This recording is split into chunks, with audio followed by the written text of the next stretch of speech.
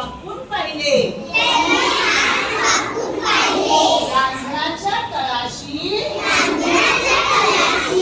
त्याला पाणी दिसले. आता हे कसे प्यावे बरे? कावळा विचार करू लागला.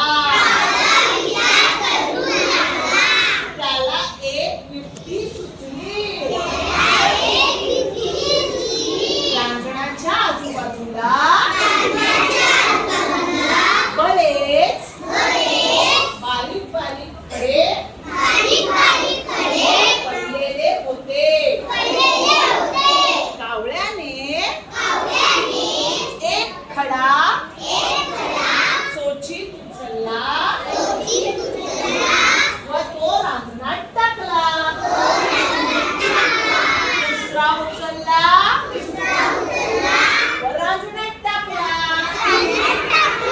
असे एका मागून एक अनेक खडे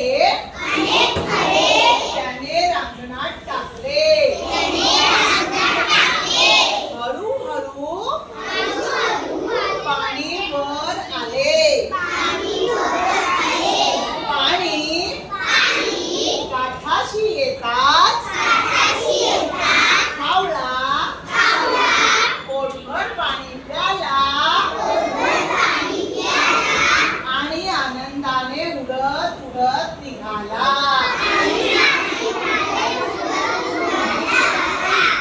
कावळ्याने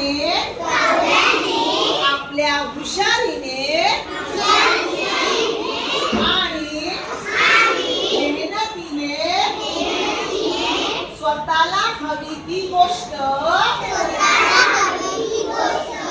मिळवून दाखवली.